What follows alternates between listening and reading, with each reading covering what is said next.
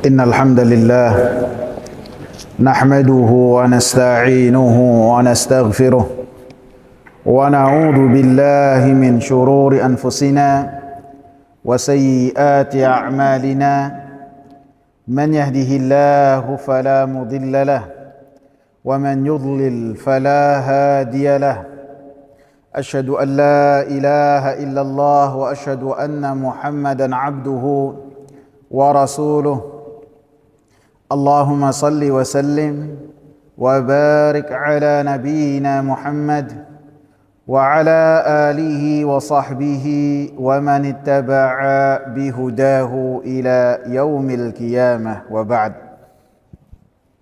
Hadirin jamaah sekalian yang saya muliakan, kita lanjutkan pembahasan kita mengenai kitab Riyadhus Shalihin, masih di bab yang pertama, masih di hadis yang ke-8 dari bab yang pertama, pembahasan yang kedua dari hadis yang ke-8.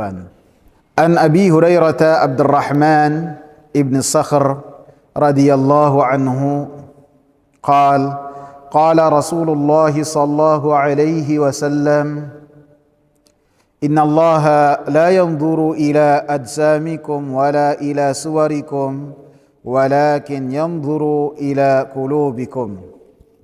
Dan dari Abu Hurairah radhiyallahu anhu, Abdurrahman ibn Sakhr, semoga Allah meridainya, beliau berkata Rasulullah sallallahu alaihi wasallam, sesungguhnya Allah subhanahu wa ta'ala tidaklah melihat kepada fisik kalian dan tidak melihat juga kepada rupa-rupa kalian, akan tetapi Allah subhanahu wa ta'ala melihat kepada hati-hati kalian.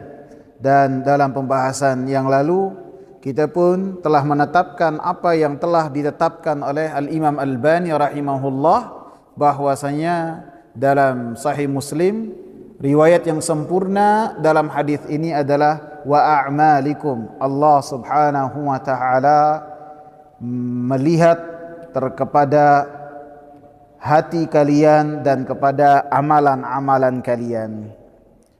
Di dalam hadis ini, hadirin yang saya muliakan, yang dimaksud dengan Allah subhanahu wa ta'ala melihat adalah melihat yang maknanya melihat kedudukan seseorang. Apakah seseorang mendapatkan kemuliaan dari Allah subhanahu wa ta'ala ataukah tidak, maka itu semua kembali kepada apa yang ada pada hati seseorang dan apa yang diamalkan oleh seseorang.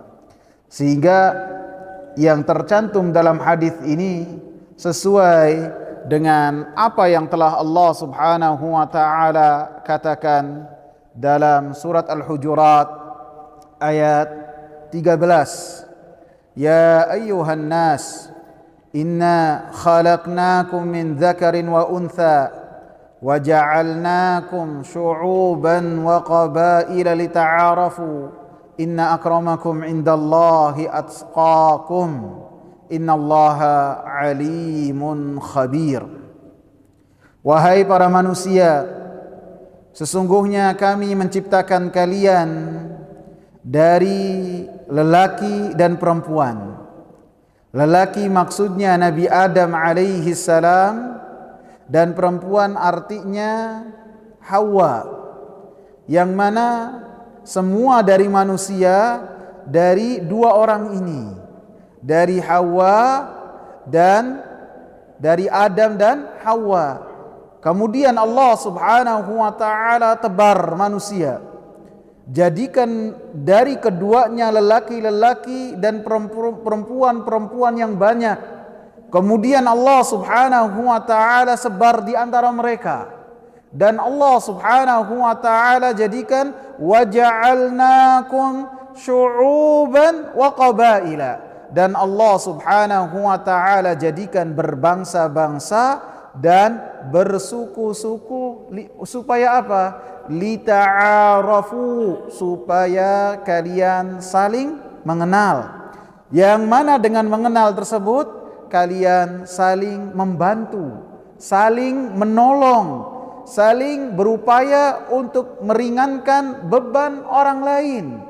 Sehingga ketika diciptakan manusia berbangsa-bangsa dan bersuku-suku, bukan untuk menyatakan bahwasanya satu suku lebih baik daripada suku yang lain, satu bangsa lebih baik dari bangsa yang lain, bukan. Lita'arafu, untuk kalian saling mengenal, saling tolong menolong, saling bermuamalah. Karena manusia itu tidak bisa hidup menyendiri, harus berupaya untuk mengenal yang lainnya. Kemudian Allah katakan, inna akramakum indallahi atqakum. Sesungguhnya yang paling mulia di antara kalian adalah orang-orang yang paling bertakwa. Yang paling bertakwa artinya yang paling banyak melaksanakan ketaatan kepada Allah. Yang paling bertakwa artinya yang paling menjauh dari kemaksiatan kepada Allah Subhanahu wa taala. Sehingga orang yang mulia dalam ayat ini bukan orang yang kerabatnya banyak, bukan orang yang relasinya luar biasa, bukan orang yang paling mulia nasabnya, bukan. Padahal Allah Subhanahu wa taala sebutkan dalam ayat ini manusia berbangsa-bangsa, manusia bersuku-suku. Akan tapi Allah katakan orang yang paling mulia adalah orang-orang yang bertakwa kepada Allah Subhanahu wa taala. Kemudian Allah tutup ayat ini dengan apa? Innallaha alimun khabir. Sesungguhnya Allah Subhanahu wa taala Maha mengetahui. Allah Subhanahu wa taala mengetahui siapa yang bertakwa secara lahir dan batin, dan siapa yang bertakwanya itu hanya secara lahir saja, batinnya kosong dari ketakwaan kepada Allah Subhanahu wa taala, sehingga Allah Subhanahu wa taala memberikan balasan kepada hamba-hambanya sesuai dengan apa yang telah mereka lakukan. Sehingga dalam ayat ini orang yang paling bertakwa, orang yang paling mulia adalah orang-orang yang paling bertakwa. Dan ini seperti apa yang tercantum dalam hadis Abu Hurairah ini. Allah Subhanahu wa taala tidaklah melihat kepada seseorang itu, kepada hamba-hambanya terhadap fisiknya. Apakah fisiknya tinggi besar, ataukah fisiknya kecil, ataukah dia itu maksudnya tidak ada kekurangan sedikit pun, ataukah dia sehat ataukah sakit. Tidak, Allah Subhanahu wa taala lihat itu untuk menentukan kedudukan seseorang di sisi Allah Subhanahu wa taala. Tidak juga Allah Subhanahu wa taala melihat rupa seseorang. Apakah orangnya cakep, apakah tidak cakep. Tidak berpengaruh di sisi Allah Subhanahu wa taala. Orang ini matanya sipit ataukah belok, tidak akan berpengaruh di sisi Allah Subhanahu wa taala. Apakah hidungnya mancung ataukah pesek, tidak berpengaruh di sisi Allah Subhanahu wa taala. Apakah rambutnya lurus ataukah rambutnya itu ikal, ataukah rambutnya itu seperti kismis yang tidak bisa berubah apabila digerakkan, tidak berpengaruh, semua di sisi Allah Subhanahu wa taala, karena toh itu semua ciptaan Allah Subhanahu wa taala. Antum bayangkan, ayat ini turun 1440 sekian tahun yang lalu, ketika manusia masih dalam kegelapan jahiliyah, ataupun manusia menentukan kasta seseorang dan kedudukan seseorang dari sisi warna kulit, dari sisi dari mana dia berasal. Islam yang pertama kali menghilangkan diskriminasi yang berkaitan dengan itu semua, dihilangkan. Tidak menentukan kedudukan seseorang baik di mata masyarakat ataupun dalam sisi Allah Subhanahu wa taala. Orang ini lebih baik, orang ini lebih baik, ditentukan dari mana dia berasal. Islam tidak mengenal itu semua, dihilangkan oleh Allah Subhanahu wa taala. Sehingga dari potongan pertama hadis ini juga tidaklah menjadi sesuatu yang menentukan di sisi Allah Subhanahu wa taala ketika Allah Subhanahu wa taala menentukan kedudukan seseorang di sisi Allah melihat dari hartanya.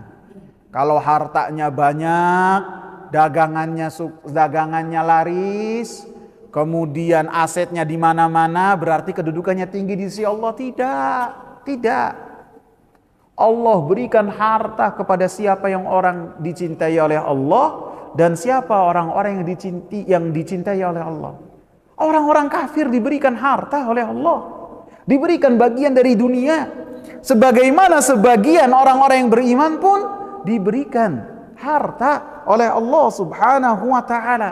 Sehingga harta bukanlah ketentuan bahwasanya seseorang itu memiliki kedudukan di sisi Allah. Sedangkan biasa di omongan masyarakat kita ini, kalau orang dagangannya lagi banyak, lagi mudah, kemudian ke sana ke sini beli tanah, beli rumah, bilangnya apa? Lagi disenangi Allah. Benar enggak? Tidak. Harta itu Allah berikan kepada siapa yang Allah cinta dan siapa yang tidak Allah cinta. Beda dengan iman. Iman, Islam, ilmu Allah berikan kepada siapa-siapa yang Allah Subhanahu wa taala cinta. Beda dengan harta. Harta Allah berikan kepada orang-orang kafir. Sehingga bukan patokan bahwasanya seseorang ketika memiliki harta berarti dia dicintai oleh Allah Subhanahu wa taala. Tidak juga ketika seseorang memiliki harta, memiliki keturunan, kemudian anaknya banyak, istrinya berbilang, kemudian dikatakan dia itu memiliki kedudukan di sisi Allah Subhanahu wa taala. Tidak.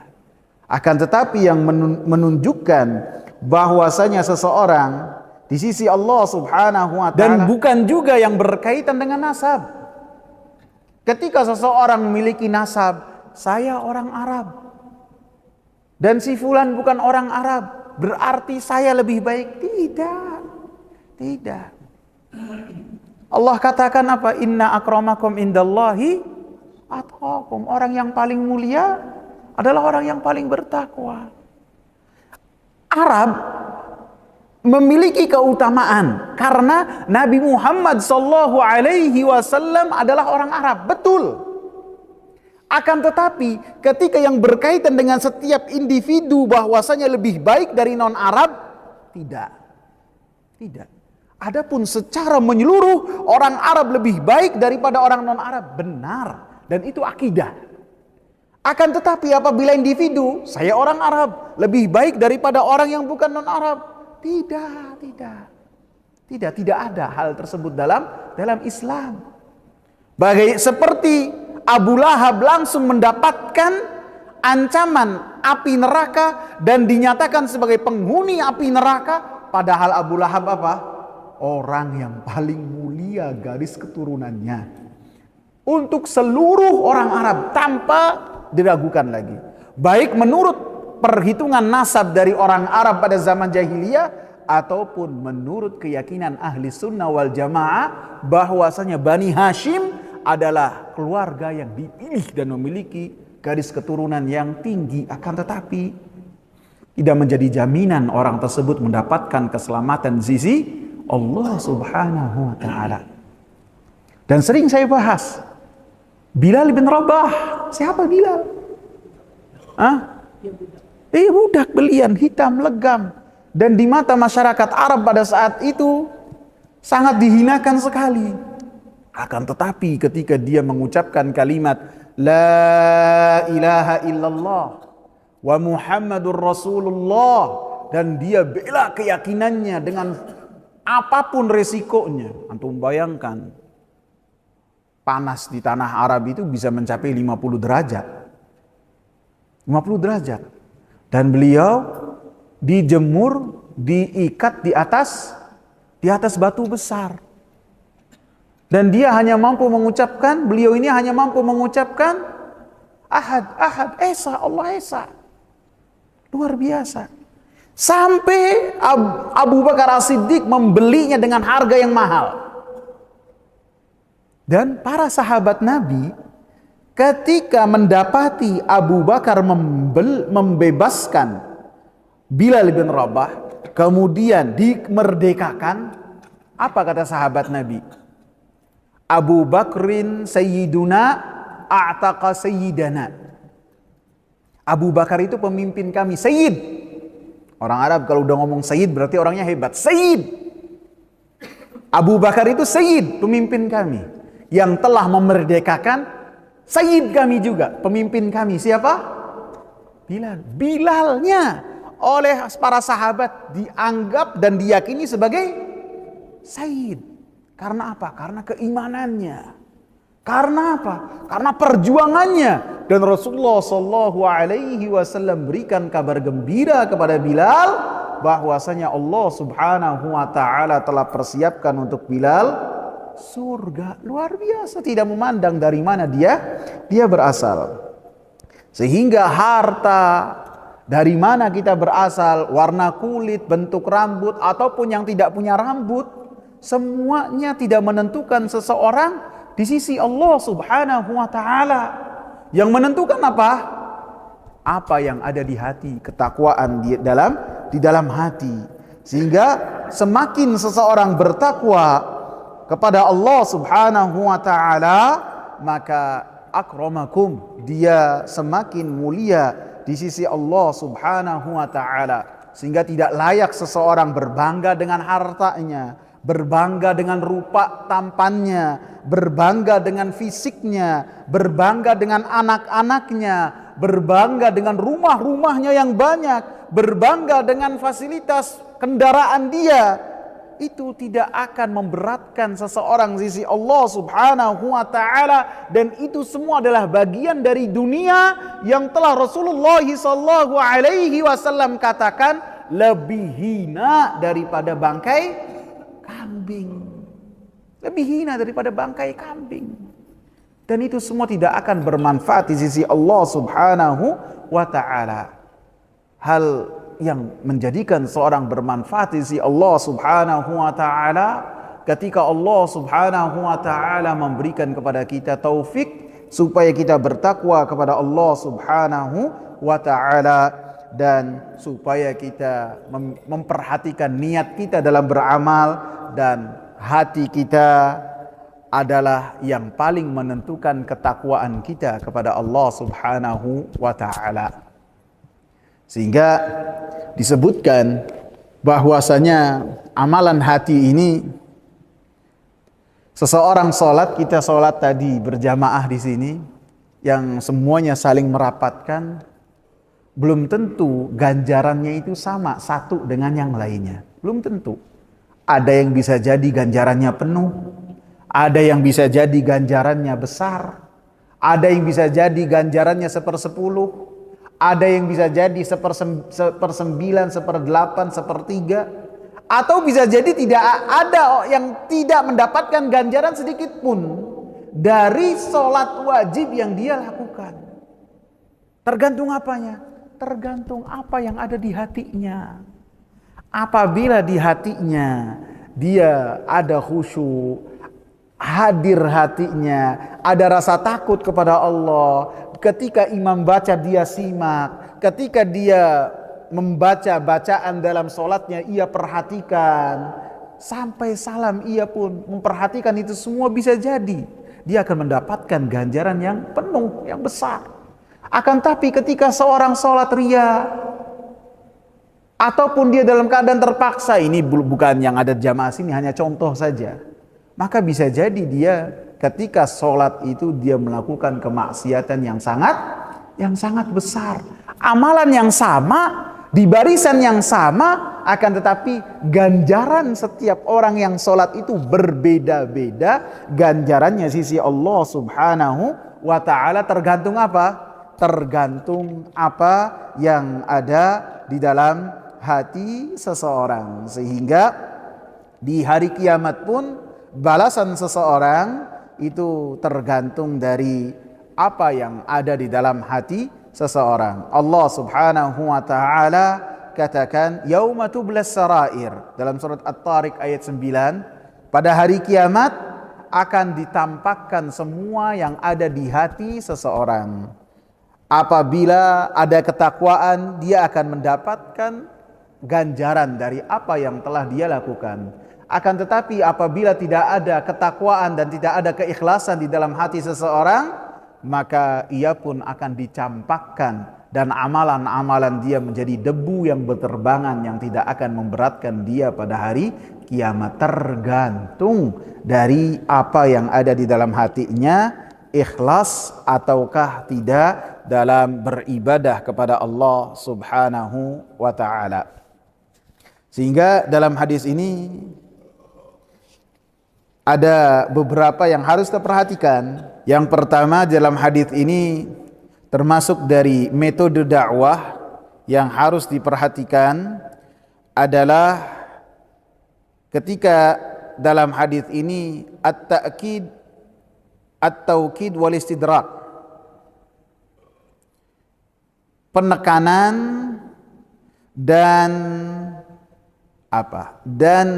membenarkan pemahaman yang dipahami oleh manusia. Ini istidrak. Istidrak itu membenahi dengan menggunakan kata akan tetapi.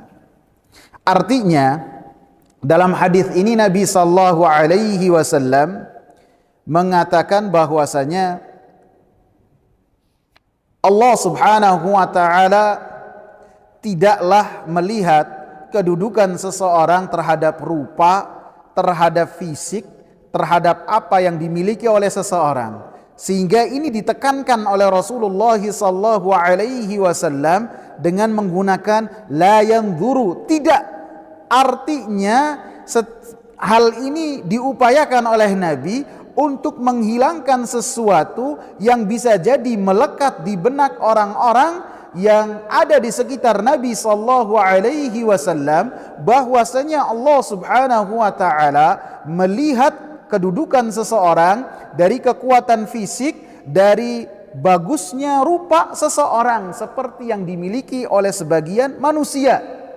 Sehingga hal ini dinafikan oleh Rasulullah sallallahu alaihi wasallam. Kemudian Rasulullah sallallahu alaihi wasallam benarkan pemahaman yang tepat bahwasanya yang paling benar dalam permasalahan ini bahwasanya amalan-amalan dan apa yang ada di hati seseorang akan menjadi penilaian dari Allah Subhanahu wa taala yang menentukan kedudukan seseorang di sisi Allah Subhanahu wa taala.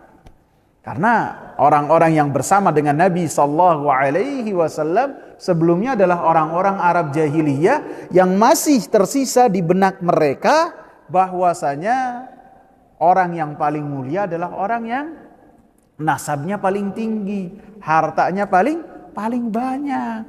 Sehingga ketika membahas tentang orang-orang yang mulia di kalangan orang Arab, maka kita dapati seperti Abdullah ibn Zaid ibn Jud'an, orang yang pada saat itu di kota Mekah adalah orang yang paling kaya, orang yang paling dermawan, orang yang paling bisa dikatakan orang Quraisy dari Bani Taimi, termasuk dari pamannya Abu Bakar. Kedermawanannya luar biasa.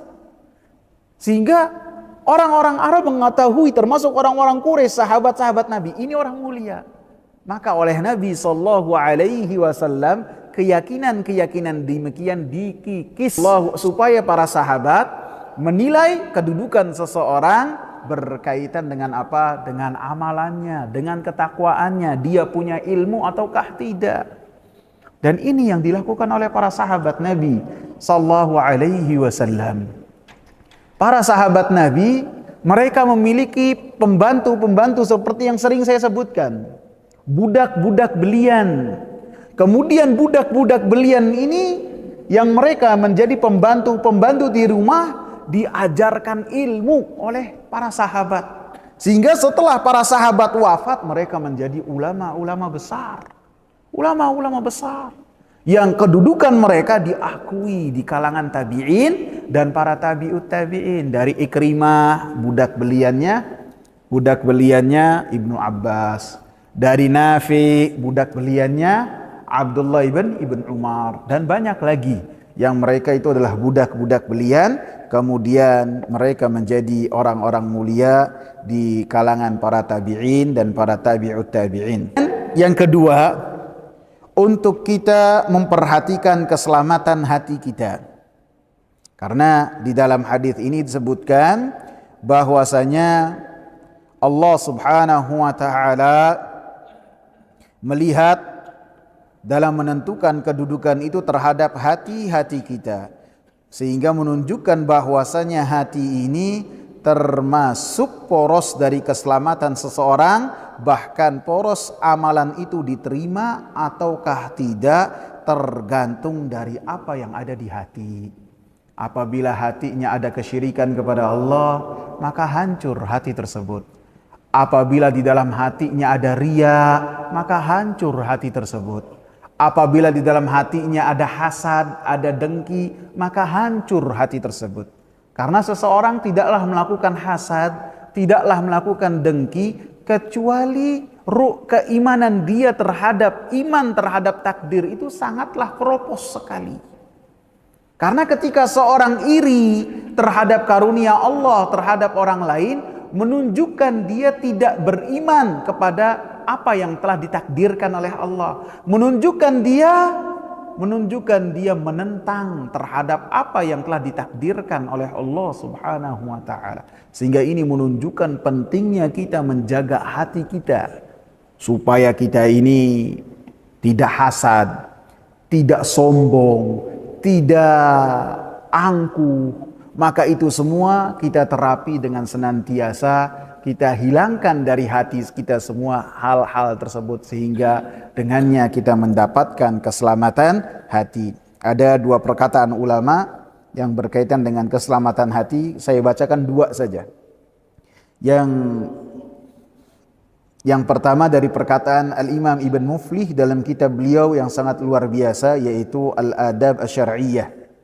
Beliau berkata Al-Imam Taqiyuddin, bahwasanya kesalehan hati konsekuensinya adalah kesalehan seluruh apa yang ada dalam tubuh, seperti yang sudah kita bahas kemarin, seperti apa yang telah dikatakan oleh Imam Al-Albani rahimahullah.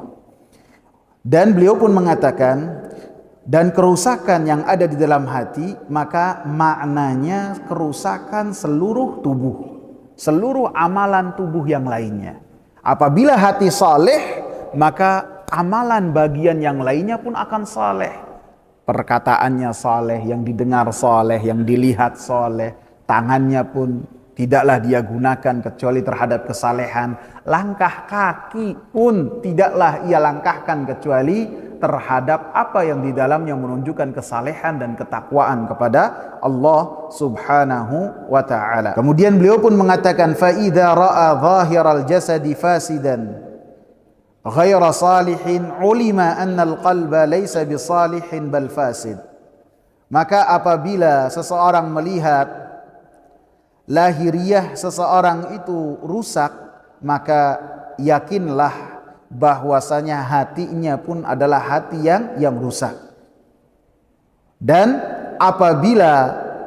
sebaliknya apabila hati seseorang itu, apabila lahiriah seseorang itu saleh, maka apa yang ada dalam hati seseorang pun memiliki kesalehan, seperti yang sudah kita bahas dalam pertemuan yang lalu.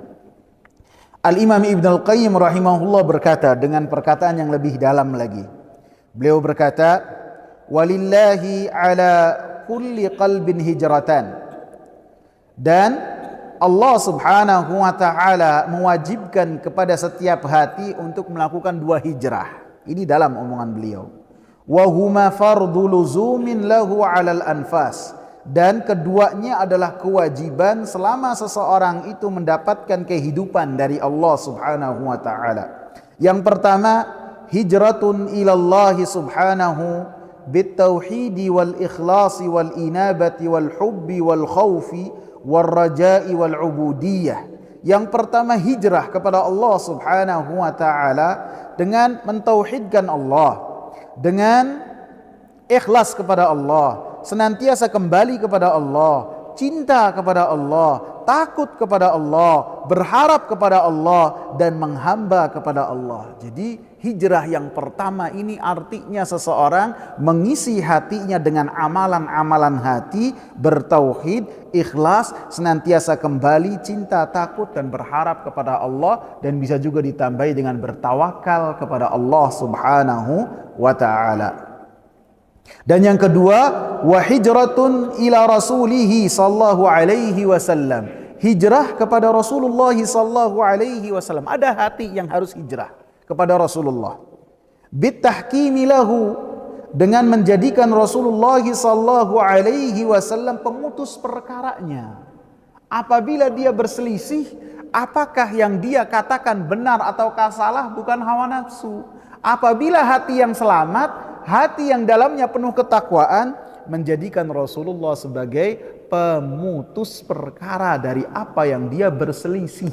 Bukan apa kata syekhnya, bukan apa kata ustadznya, bukan juga apa kata orang-orang yang sekitar. Yang orang yang beriman dan hatinya hijrah kepada Rasulullah sallallahu alaihi wasallam, menjadikan Rasulullah sallallahu alaihi wasallam adalah sebagai pemutus perkara untuk apa yang dia berselisih dengannya. Wat taslimi wat tafwidi wal inqiyadi li hukmihi, dan senantiasa berserah diri, artinya berserah terhadap apa yang dihukumkan oleh Rasulullah, dia menerimanya, tidak ada ganjelan dalam hatinya, kemudian melimpahkan semua perkara, dan dia tunduk patuh kepada Rasulullah sallallahu alaihi wasallam dan ketetapan-ketetapan hukum dari Rasulullah sallallahu alaihi wasallam. Maka kata al-Imam Ibnul Qayyim, fama lam yakun liqalbihi hatanil hijratani, siapa yang di dalam hatinya tidak memiliki dua hijrah yang telah beliau maksudkan, falyahthu ala ra'sihi ramada, maka hendaklah dia itu menyiramkan di kepalanya itu pasir. Artinya bukan kita harus melakukan itu, bukan. Artinya dia itu merugi dengan kerugian yang sangat besar ketika tidak melakukan dua hijrah ini. Wal yuraji'il imana min aslih, dan hendaknya dia mengkoreksi keimanannya ketika dia bertentangan dengan Rasulullah, ketika hatinya kosong dari ikhlas, dari bertauhid kepada Allah, ketika dia tidak tunduk patuh kepada Rasulullah sallallahu alaihi wasallam, maka seseorang haruslah memeriksa apa yang ada di hatinya. Akan tapi jangan memeriksa hati orang lain, ya, hati sendiri. Paham enggak? Jangan memeriksa hati orang lain, akan tetapi hati sendiri. Terkadang orang lebih suka memeriksa hati orang lain, tidak mau memeriksa hati sendiri. Hendaknya kita haruslah lebih mengoreksi hati kita masing-masing, seperti yang dikatakan oleh al-Imam, wal yuraji'il imana min asli, hendaknya seseorang mengoreksi hati seseorang dari keimanannya. Kemudian perkara yang harus kita perhatikan, hendaknya kita memperhatikan amalan-amalan. Karena dalam riwayat Muslim itu wa a'malikum, dan amalan-amalan kalian yang ditentukan oleh Allah, bahwasanya seseorang itu mendapatkan kedudukan dari hati dan amalan. Dan apabila riwayatnya sepotong saja hanya hati, itu pun karena apabila hati itu soleh, maka amalan juga akan soleh. Sehingga dalam hadis ini menunjukkan bahwasanya kita harus memperhatikan amal soleh. Dan banyak ayat yang menunjukkan bahwasanya amal soleh itu harus kita perhatikan. Dalam surat At-Taubah ayat 105, Allah subhanahu wa ta'ala katakan, wa qul i'malu fasayarallahu amalakum wa rasuluhu wal mu'minun wa saturadduna ila alimil ghaibi wasyahadati fayunabbi'ukum bima kuntum ta'malun. Allah subhanahu wa ta'ala berkata, katakanlah wahai Nabi Muhammad kepada orang-orang munafik, karena ayat ini membahas tentang orang-orang munafik, i'malu, beramallah kalian sesuai dengan amalan-amalan yang kalian kehendaki, dan senantiasa lakukanlah kebatilan-kebatilan yang kalian bersembunyi dengannya, dan janganlah kalian mengira bahwasanya amalan-amalan kalian akan tidak diketahui. Maka Allah katakan, fasayarallahu amalakum wa rasuluhu wal mu'minun. Allah subhanahu wa ta'ala akan melihat amalan-amalan kalian, orang-orang yang beriman pun akan melihat amalan-amalan kalian, dan Rasulullah sallallahu alaihi wasallam akan mengetahui amalan-amalan kalian. Artinya apa yang kalian sembunyikan pasti akan nampak. Wasaturadduna ila alimil ghaibi wasyahadah fayunabbi'ukum bima kuntum ta'malun. Dan kalian akan dikembalikan kepada Allah yang mengetahui yang gaib ataupun yang nampak, dan akan mengabarkan kepada kalian apa-apa yang kalian sembunyikan.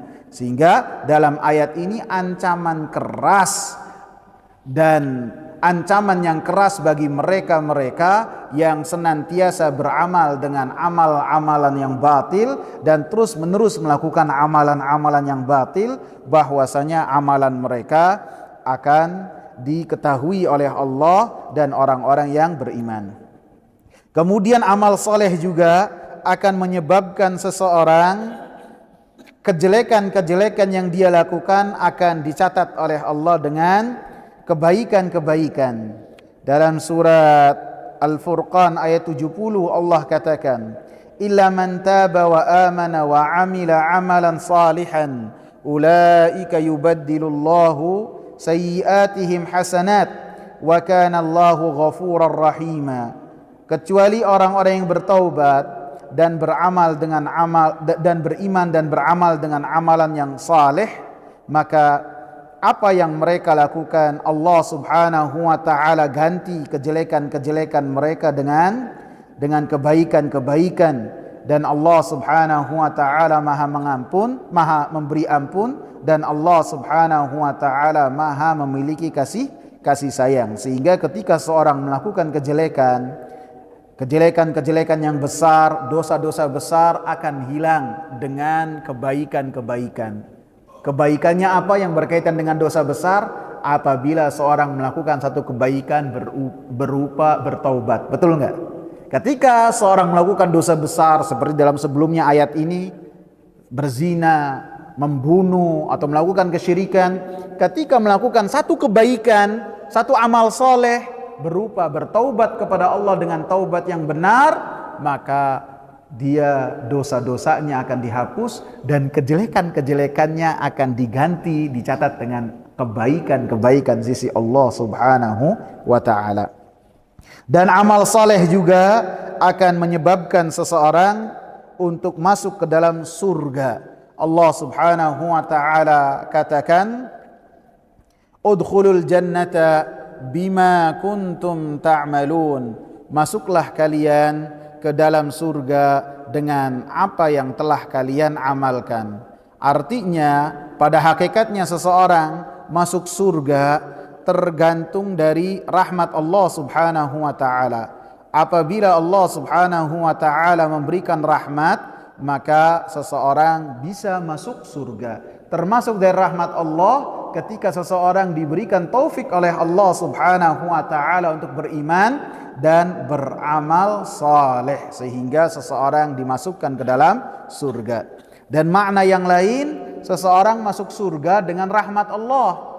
Adapun ketika seseorang di dalam surga, menentukan kedudukannya di surga tergantung dari amalan-amalan yang telah dia lakukan. Tingkatan di surga itu ada berapa? Ada 100. Yang satu tingkat dengan tingkat yang berikutnya berjarak antara langit dan bumi. Sehingga seperti Al-Kaukab Ad-Durri, orang yang di tingkat yang pertama kemudian melihat di tingkat yang kedua, kalau kita lihat bintang yang menyala paling terang, itu seperti tingkatannya demikian. Dan di dalam surga itu ada 100 tingkatan. Mudah-mudahan Allah subhanahu wa ta'ala mengumpulkan kita ke dalam surganya. Amin, Allahumma amin. Kemudian di dalam ayat yang lain, surat Fatir ayat 10 disebutkan bahwasanya orang-orang yang memiliki amal saleh, maka Allah Subhanahu wa taala akan mengangkat amal saleh tersebut kepada dirinya. Di dalam surat Fatir tersebut Allah katakan, man kana yuridul izzata falillahil izzatu jami'a ilaihi yas'adul kalimut thayyibu wal amalus salihu yarfa'uh. Siapa yang menginginkan kemuliaan, maka hendaklah dia mencari kemuliaan tersebut dari tangan yang memilikinya. Maka sesungguhnya kemuliaan tersebut berada di tangan Allah Subhanahu wa taala. Allah Subhanahu wa taala Maha Mulia, dan Allah Subhanahu wa taala lah yang memiliki kemuliaan tersebut, dan tidaklah seseorang mendapatkan kemuliaan tersebut kecuali dengan seorang taat kepada Allah, tunduk patuh kepada Allah Subhanahu wa taala. Ilaihi yas'adul kalimut thayyib, kata Allah, dan terangkat menuju Allah Subhanahu wa taala, menunjukkan Allah itu berada di atas arsy, bukan ada di mana-mana, karena ilaihi, di atas, terangkat ke atas perkataan-perkataan yang baik, seperti membaca Al-Quran, seperti bertasbih, seperti bertahmid, seperti bertahlil. Semua perkataan yang baik lagi bagus, maka akan diangkat kepada Allah Subhanahu wa ta'ala, dan akan ditampakkan kepada Allah Subhanahu wa ta'ala, dan Allah Subhanahu wa ta'ala akan memuji pelakunya di hadapan malaikat-malaikat yang paling dekat dengan Allah Subhanahu wa ta'ala.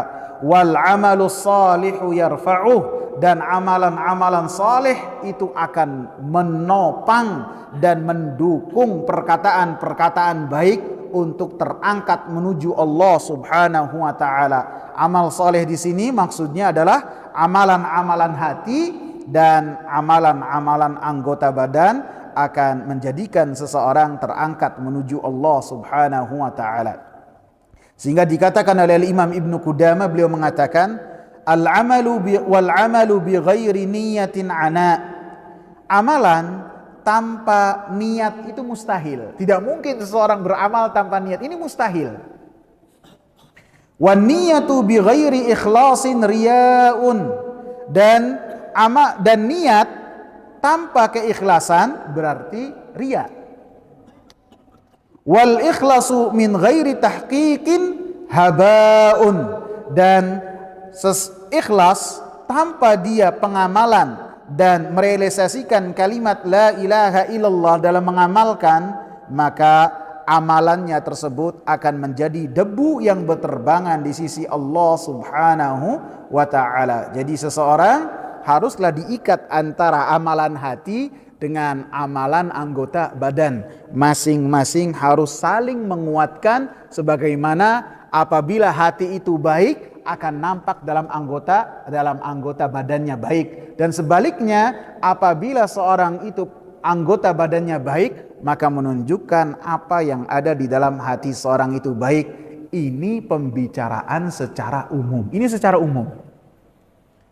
Dalam pembahasan ini tidak boleh kita berlebih-lebihan dengan mengatakan, dengan kita memiliki pengagungan yang sangat berlebihan kepada orang-orang yang memiliki amalan-amalan soleh, dengan kita memberikan pernyataan bahwasanya orang tersebut hatinya bagus.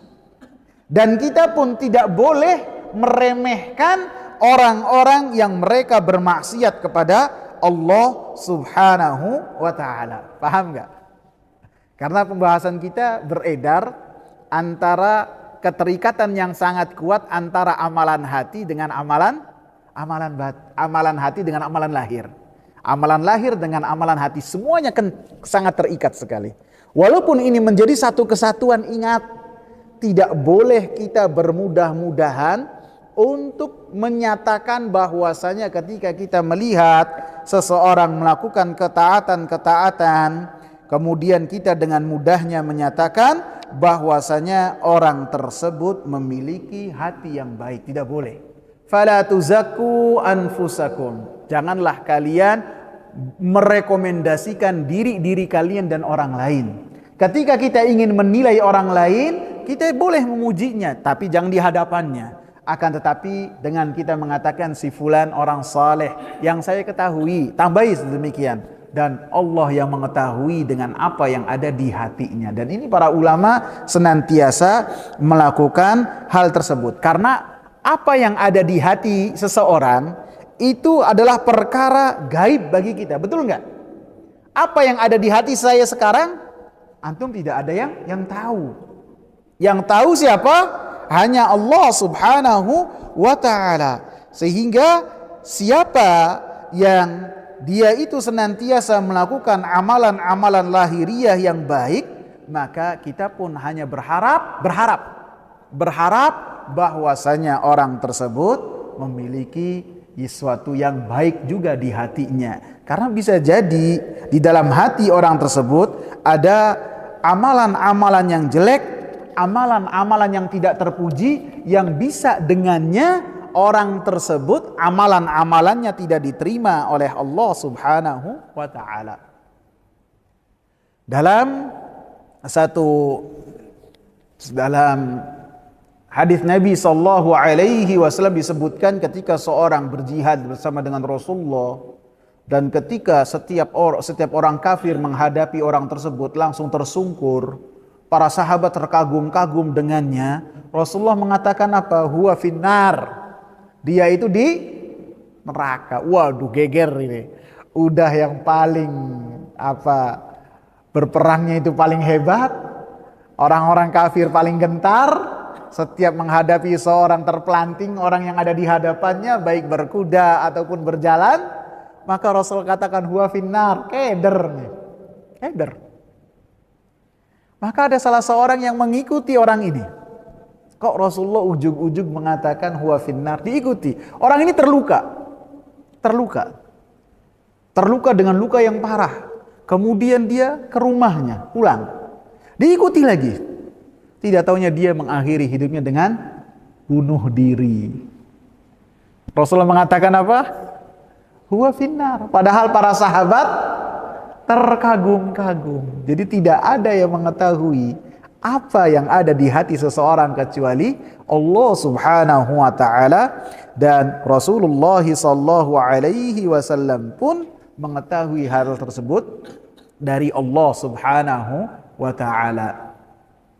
Begitu juga ketika kita melihat ada seorang melakukan kemaksiatan kepada Allah subhanahu wa ta'ala, maka jangan bermudah-mudahan untuk kita ini langsung menghukumi orang tersebut dengan mengatakan nih orang model-model gini ini jadi keraknya api neraka, jangan-jangan jadi bahan bakarnya api neraka.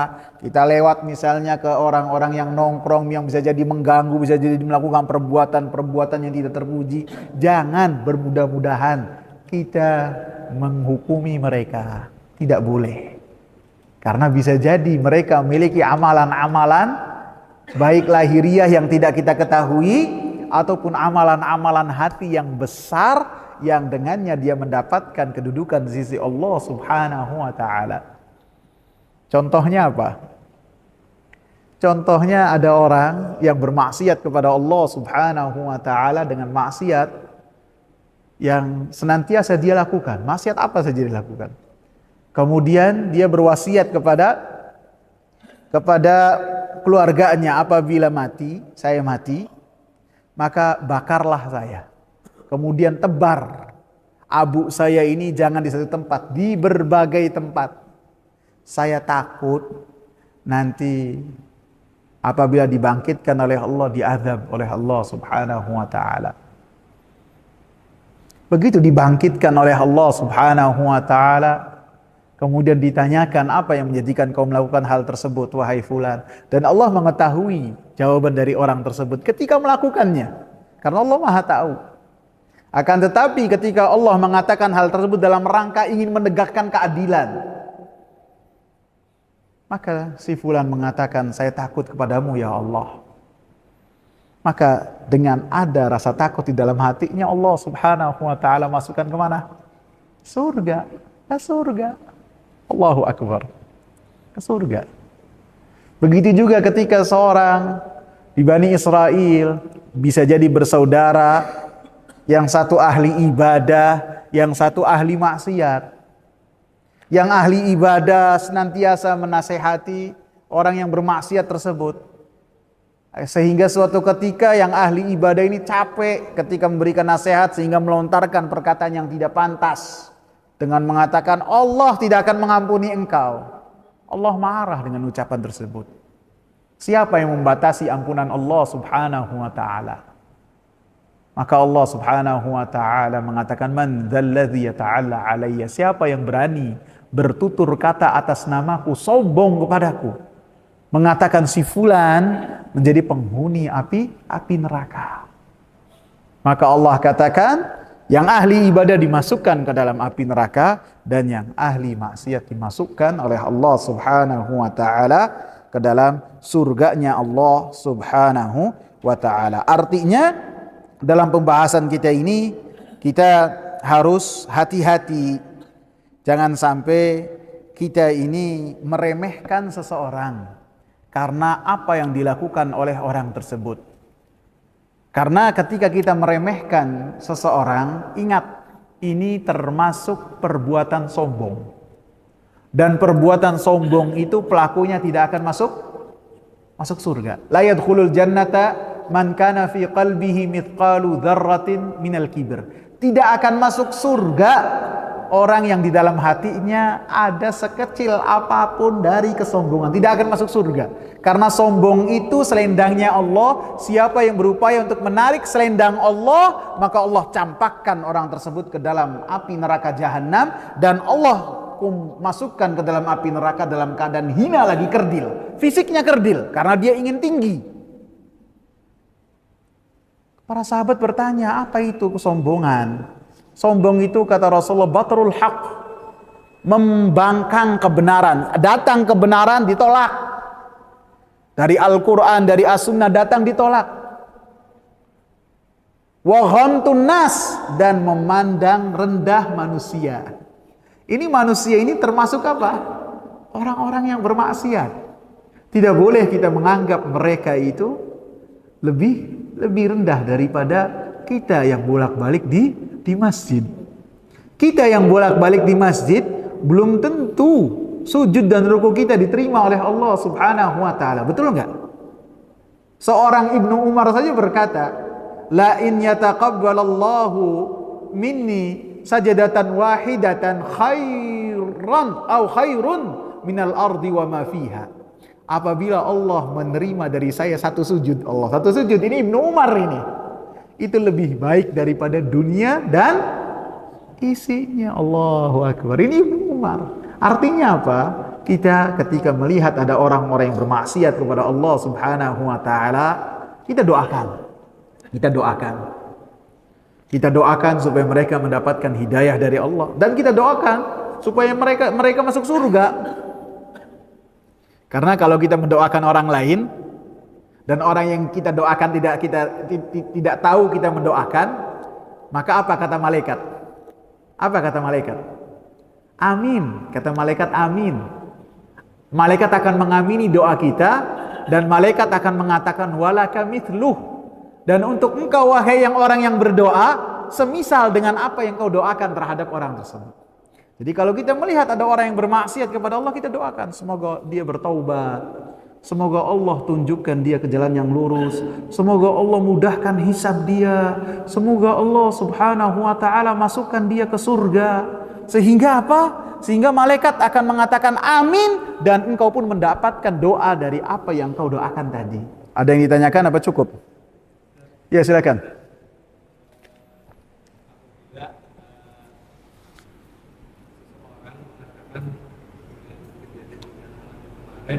Itu adalah